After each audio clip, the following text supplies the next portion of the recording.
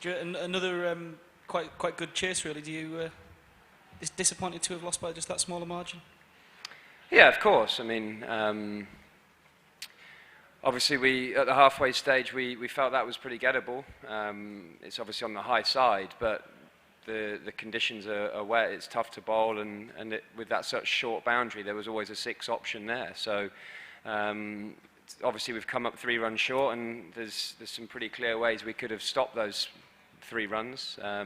We didn't particularly feel well. We let a few go through, but that can happen in these conditions. And so we probably didn't have that one guy go and get the Hales like knock the other day, or the 60 or 70 that you realistically need in these sort of chases.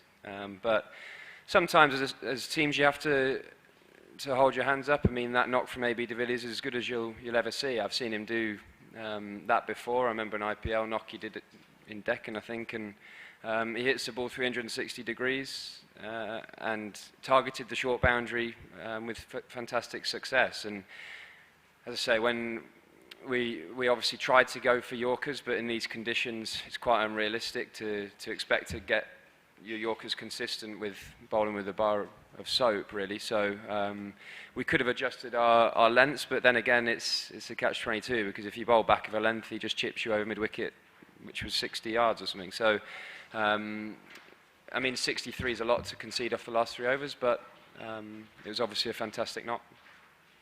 As a captain, when you get that close, do you kick yourself over things like miss-stumping and miss-catch or 2? Yeah, we obviously miss chances, but as I say, that can happen in these conditions. I think South Africa outfielders, there's no doubt about that. But the whole game was pretty much reliant on AB's knock, and if someone goes and gets hits at that strike rate, they've got a fantastic chance of winning the game. And he took it away from us in those last few overs. And if we'd have been chasing 170 or something in these conditions, I'd imagine that was pretty gettable.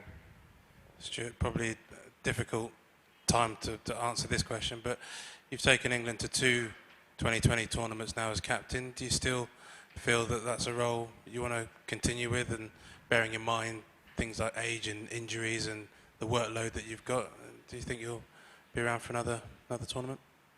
I mean, I don't know. Obviously, there's going to be a decision made on coaching staff and all that sort of thing. So there might be a few changes in the next 2 months or so. I mean, I'm probably going to be unavailable for the start of the season, one-day cricket-wise, to sort my knee out.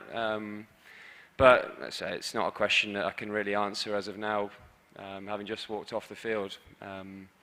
But I mean, we've had a lot of positives that have come out of this World Cup. I mean, obviously the other night was fantastic.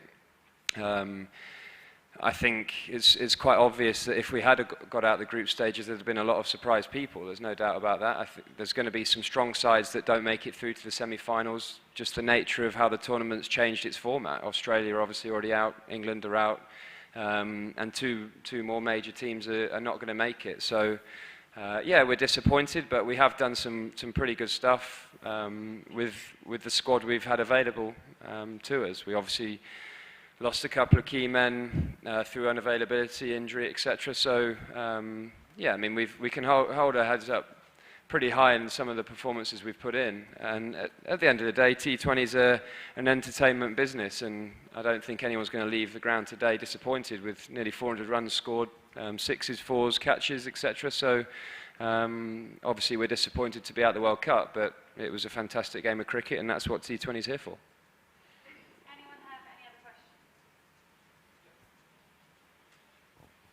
Stuart, again, it's probably difficult to reflect straight after this, but it's been a long winter and it's been a hard winter at times. Dragging on for almost 6 months now, isn't it? After Monday's game, is it time to kind of maybe just draw a line under what's happened, and you think you can approach next summer as a unit and under a new coach with a positive sort of mindset, putting this to one side?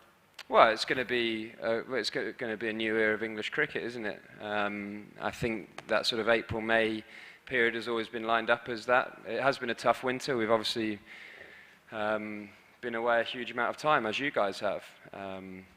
So there's some fantastic opportunities available to players this summer. We obviously don't know the shake-up of the test side or anything like that, but you know that the opportunities will arise, and that's exciting for players to be involved in. So I'd expect to see some excellent performances this summer. Guys really desperate to play for England, hungry to succeed for England, and we'll have to play some good cricket to beat Sri Lanka and India. So it's an exciting time to be a part of English cricket. Obviously, change is exciting from time to time. It's been a really tough winter. I mean, obviously we've not had a huge amount of success. Australia was a really tough tour. Back-to-back Ashes over the past 9 months is as tough as it gets as a cricketer as well, not just on the field, but with all the sort of hype that comes with Ashes cricket as well. So it has been a draining winter, and I have to be honest, I'm looking forward to a little bit of a break come Tuesday. Stuart, are you saying you're going to be missing some England games at the start of the season to have your knee sorted out? I mean, it's hard to say 100% because I don't know who is going to be the coach. So I think that has to be sort of run past whoever takes charge. But I need a rehab period on my tendonitis, which is generally about an 8-week period. So whether that comes, whether I just take sort of 4 weeks in April to play in May, and then take a couple of months after the season, but it's got to a stage where it's pretty sore, so I need it sorting out. And you know, in international cricket, you can't perform at your best when you carry an injury. But we've managed it pretty well. But we'll, as I say, it's in the hands of the medical staff and a bit of negotiation with the head coach when that's decided.